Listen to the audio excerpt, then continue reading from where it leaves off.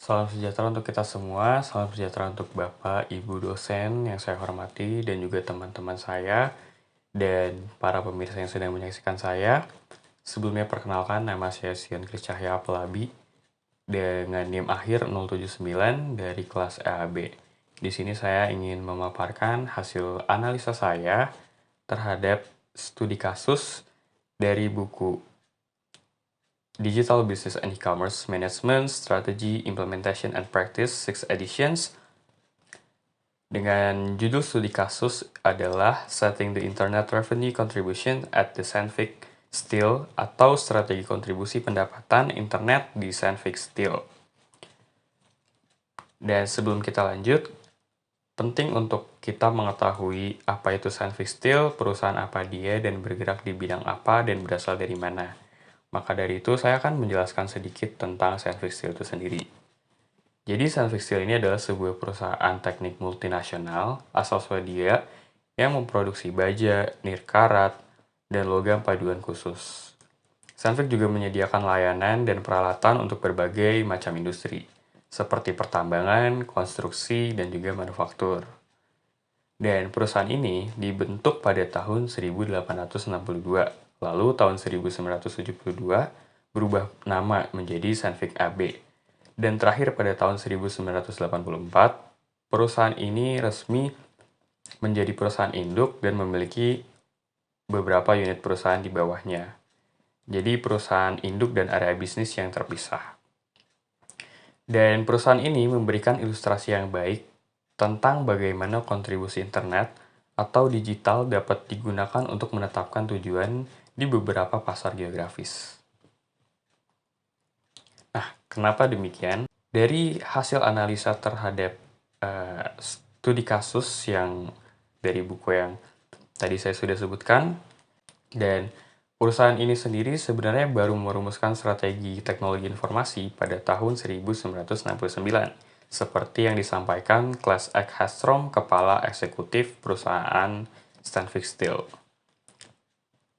Awal fokus utama mereka di teknologi informasi sebenarnya awalnya untuk mendukung operasional internal saja, belum untuk pelanggan. Karena saat itu perusahaan tersebut tidak membayangkan atau meramalkan adanya internet.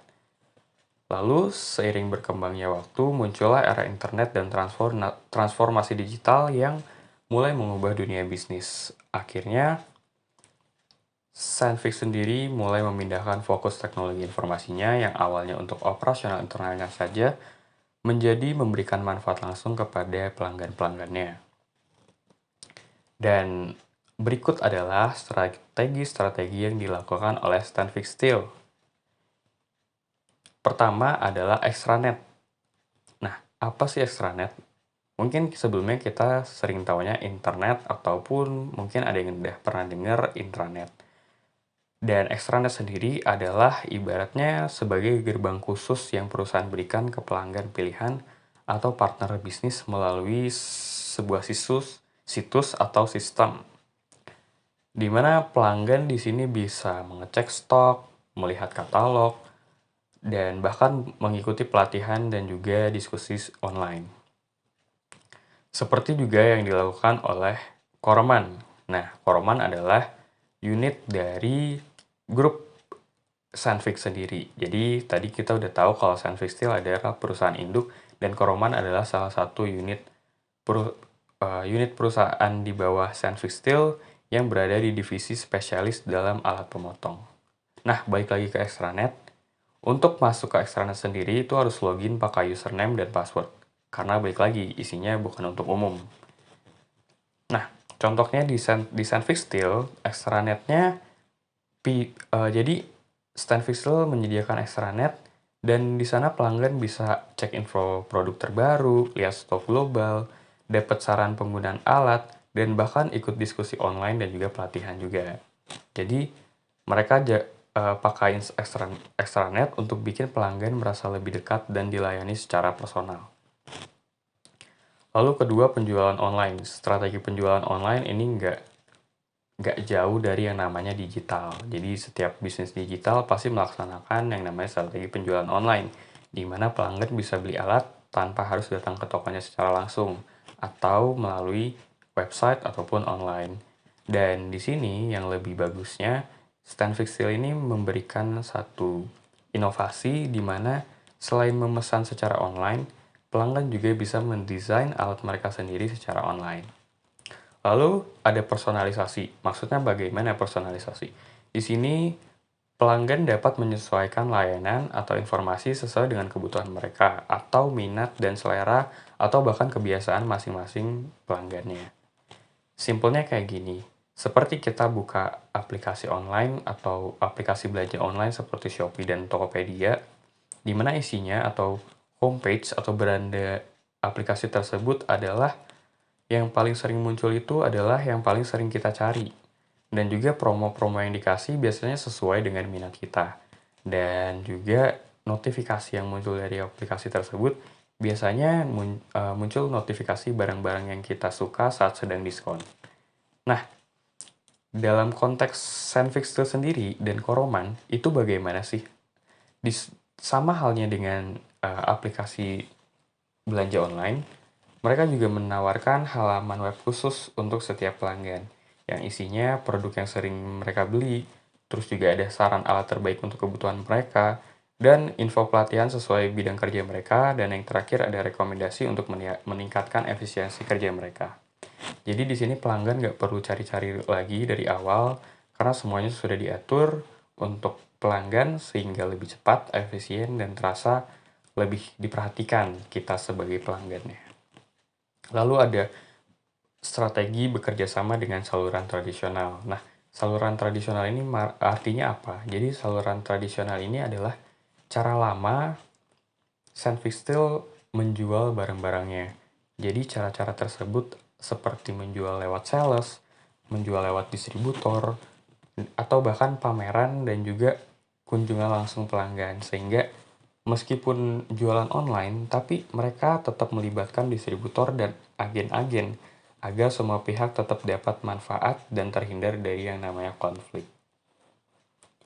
Lalu, apa sih tujuan Stanfix Steel sendiri dalam menerapkan strategi-strategi tersebut yang tadi kita sudah bahas?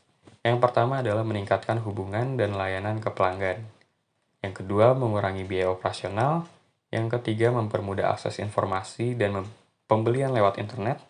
Yang terakhir, tetap menjalin kerjasama dan hubungan baik dengan distributor atau tidak memotong saluran tradisional.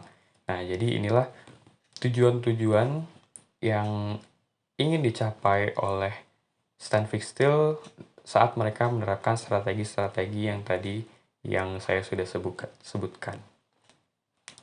Dan untuk sementara ini, sistem penjualan yang sudah berjalan, pertama di negara Swedia sendiri, itu sebesar 31% pesanannya sudah via online. Dan di Denmark, 20% pesanannya via online. Dan di Amerika Serikat, hanya 3% pesanan yang via online. Dan sebagian besar di sana hanya melalui distributor. Dan perusahaan ini sudah menetapkan target bahwa target kedepannya adalah mencapai 40-50% pesanan via web dalam 2 tahun. Ada beberapa pendekatan khusus yang sudah dilakukan oleh perusahaan Stanfix Steel. Yang pertama dari Koroman, yang tadi kita sudah bahas adalah salah satu unit perusahaan grup Stanfix. Koroman sendiri punya 25.000 jenis produk standar. Tapi pelanggannya banyak sekali, sehingga tiap pelanggan biasanya hanya beli sedikit. Jadi pelanggannya banyak, tapi tiap pelanggan hanya beli sedikit atau volumenya rendah. Nah, untuk Stanfix Steel sendiri, pelanggannya tidak sebanyak Koroman, tapi yang beli biasanya dalam jumlah besar atau volumenya tinggi. Jadi di sini pendekatannya tergantung karakter pelanggannya sendiri.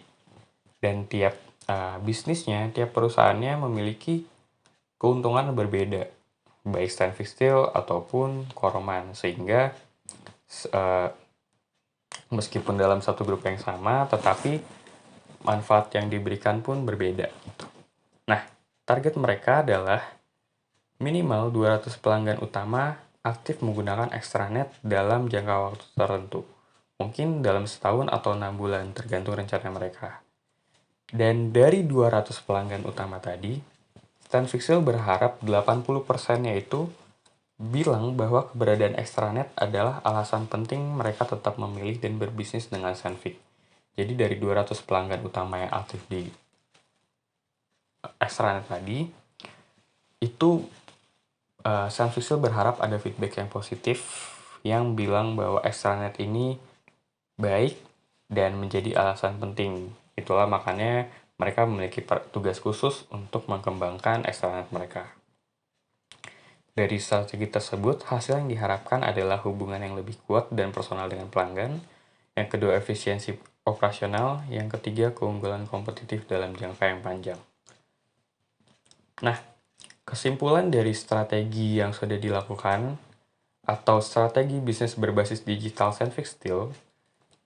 Jadi strategi bisnis berbasis digital yang dilakukan Sandvik Steel ini berfokus pada pemanfaatan internet untuk memperkuat hubungan dengan pelanggan dan meningkatkan efisiensi operasional. Perusahaan menggunakan teknologi digital, termasuk extranet, juga ada layanan online yang dipersonalisasi untuk menyediakan informasi stok, katalog, alat pelatihan, dan diskusi secara daring. Selain itu, pelanggan juga dapat membeli alat secara online, bahkan merancang produk mereka sendiri dan menerima saran pengguna yang optimal. Strategi ini juga membutuhkan pelanggan dan variasi saluran distribusi di berbagai wilayah. Sandvik tidak mencoba menggantikan saluran distribusi tradisional, melainkan bekerja sama untuk menghindari konflik saluran. Dan fokus jangka panjang adalah pada peningkatan nilai pelanggan melalui personalisasi, jangkauan pasar global yang lebih luas, dan peningkatan layanan digital. Sandvik juga menetapkan target untuk meningkatkan kontribusi pendapatan online secara signifikan, termasuk target khusus untuk pasar Amerika Serikat dan wilayah Nordik. Selain itu, perusahaan bertujuan untuk menjadikan internet sebagai inti dari strategi bisnisnya dan menjadi perusahaan digital secara menyeluruh. Jadi, tidak hanya menjalankan bisnis digital, tetapi menjadi bisnis digital itu sendiri. Lalu, pertanyaan yang kedua, apa alasan variasi proporsi pembelian online di berbagai negara? Nah, proporsi pembelian online yang bervariasi di berbagai negara ini juga disebabkan oleh beberapa faktor. Yang pertama, model distribusi lokal. Di negara-negara seperti Amerika Serikat, sebagian besar penjualannya dilakukan melalui distributor dan menggunakan EDI atau Electronic Data Interchange, bukan platform web. Sebaliknya, di negara Nordik, penjualan lebih banyak dilakukan secara langsung sehingga adopsi platform online lebih tinggi. Yang kedua, kesiapan teknologi dan infrastruktur. Negara-negara seperti tadi, Swedia dan Denmark, itu punya infrastruktur informasi teknologi yang lebih maju dan tingkat adopsi teknologi yang lebih tinggi yang mendukung transaksi online. Itulah sebabnya kenapa tadi mereka pesanannya lebih banyak via online. Sekitar 20% dan 31% untuk Swedia dan Denmark. Yang ketiga ada kebiasaan dan preferensi pelanggan. Pelanggan di beberapa wilayah mungkin lebih nyaman menggunakan metode tradisional atau memiliki preferensi tertentu terhadap interaksi langsung. Jadi setiap pelanggan juga punya selera atau minat yang berbeda-beda dalam memesan sesuatu barang sesuai dengan kebiasaan mereka.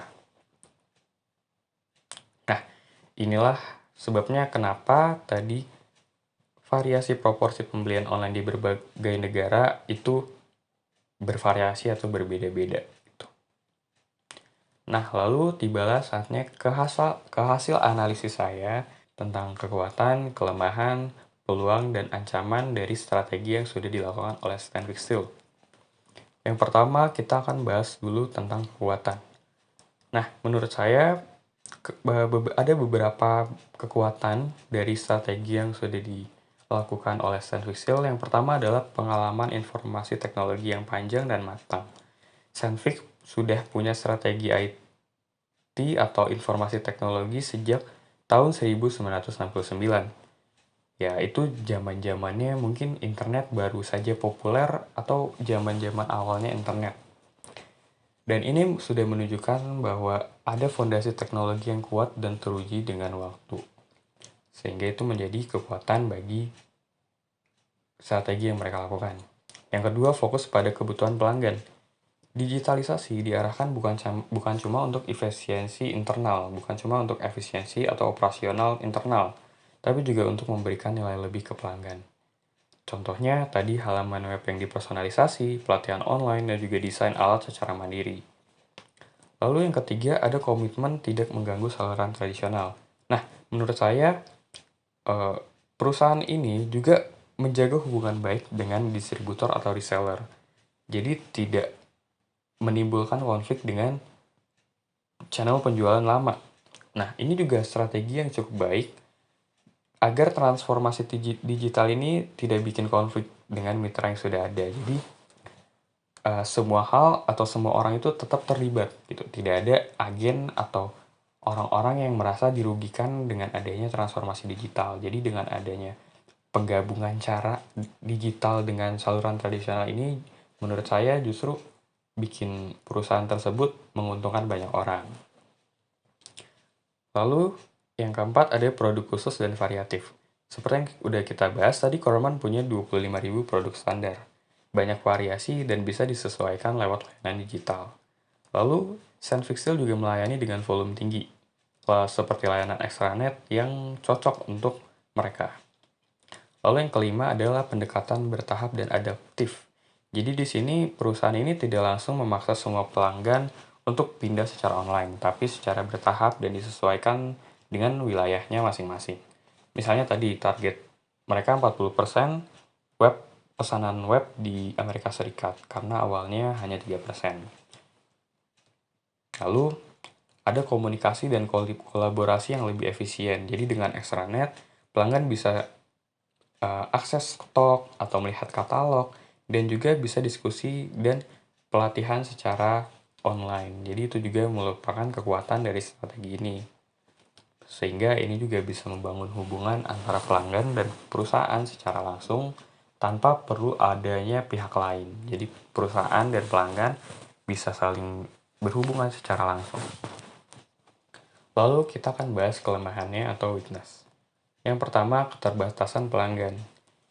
Masih banyak pelanggan yang mungkin belum terbiasa atau menggunakan layanan secara digital. Contohnya tadi sendiri di Amerika Serikat. Hanya 3% pesanan yang lewat web. Sisanya lewat EDI atau distributor. Yang kedua adalah ketergantungan pada distributor. Sekitar 40% penjualan Corman lewat distributor. Ini membuat transisi ke digital harus hati-hati karena takutnya ada resiko seperti yang tadi udah kita bahas adalah konflik antara reseller ketika penjualan online meningkat secara drastis. Lalu adalah ketimpangan digital antar wilayah. Seperti yang tadi kita udah bahas, bahwa setiap negara punya sistemnya yang berbeda-beda. Seperti tadi Nordic yang sudah cukup maju, negara Swedia dan Denmark yang sudah cukup maju dengan 31% dan 20% pesanan via online. Tapi wilayah lain masih ada yang belum mencapai itu. Itu membuat strategi global ini nggak bisa dilakukan secara bersamaan, tapi harus berbeda-beda dan harus dilakukan sesuai dengan wilayah-wilayah tertentu. Lalu biaya implementasi dan pengembangan awal yang cukup besar. Meskipun pengembangan anggaran informasi teknologi cukup besar, tapi investasi digital memang di awal-awal memerlukan biaya yang sangat besar, apalagi untuk pengembangan extranet, personalisasi web, dan juga pelatihan digital. Dan yang terakhir adalah kompleksitas produk. Menurut saya, dari apa yang tadi kita sudah bahas, Corman sendiri punya 25.000 produk standar. Nah, ini juga bisa jadi hal yang rumit untuk ditampilkan, dijelaskan, dan disesuaikan secara online untuk semua pelanggan. Nah, selanjutnya kita akan ke opportunity atau peluang. Yang pertama, peluang perluasan pasar global lewat online. Dengan internet, Senfix juga bisa menjangkau pasar baru yang sebelumnya sulit dijangkau oleh tim sales konvensional. Nah, ini juga akhirnya bisa buka ekspansi ke negara berkembang atau wilayah yang belum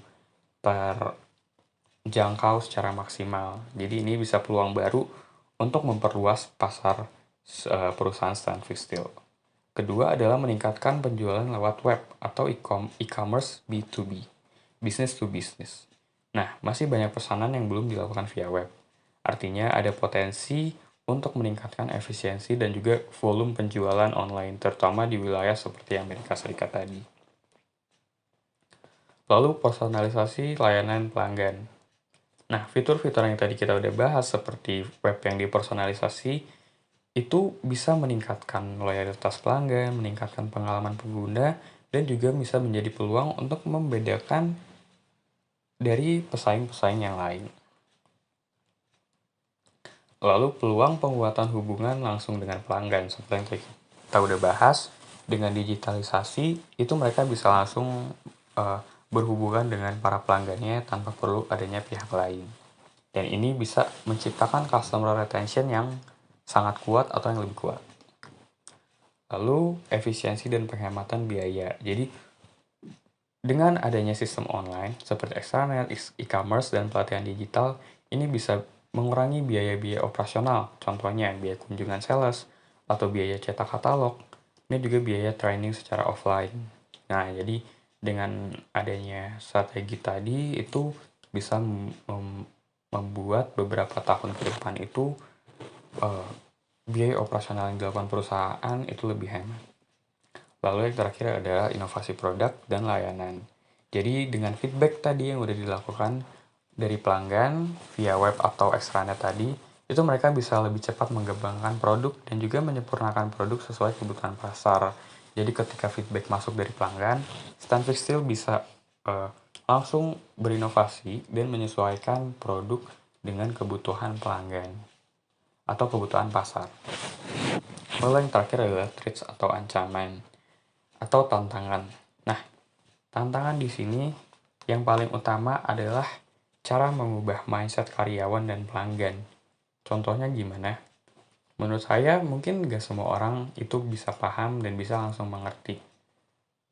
Ya meskipun seiring berjalannya waktu mau tidak mau harus mau mengerti dan harus mau belajar tentang yang namanya digital atau ya pokoknya dunia internet ini. Nah, contohnya tadi misalnya ada staff yang terbiasa pakai cara lama, jadi malas belajar sistem baru. Juga ada yang mikir, kenapa sih harus pindah ke online? Kenapa cara lama aja nggak bisa gitu, pakai cara lama aja. Nah, terus juga ada yang mungkin takut salah atau mereka enggan karena takutnya salah ketika mereka pakai sistem digital yang baru gitu. Nah, di buku tadi, di studi kasus tadi, itu Unfriend Fredrickson bilang gini, tantangan utama bukan di informasi teknologi atau sistem, tapi hal-hal lembut seperti sikap, pemahaman, dan penerimaan orang bahwa ini bagian dari kerja mereka sehari-hari. Jadi, tantangan mindset itu meliputi mengubah kebiasaan lama, membuat orang mau belajar hal baru, terus membangun pemahaman bahwa teknologi itu bantu kerja, bukannya malah nyusahin.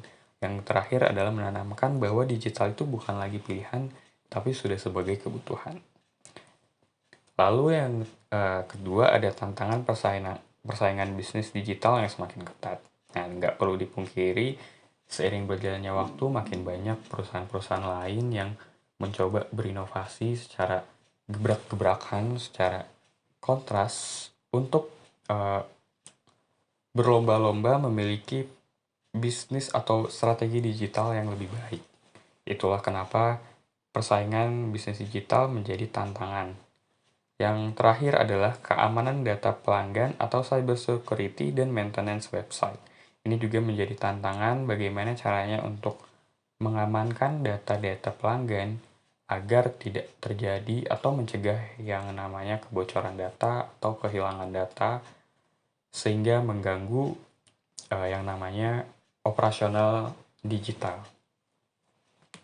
Nah, mungkin itu saja presentasi dari hasil analisa saya terhadap strategi bisnis digital tentang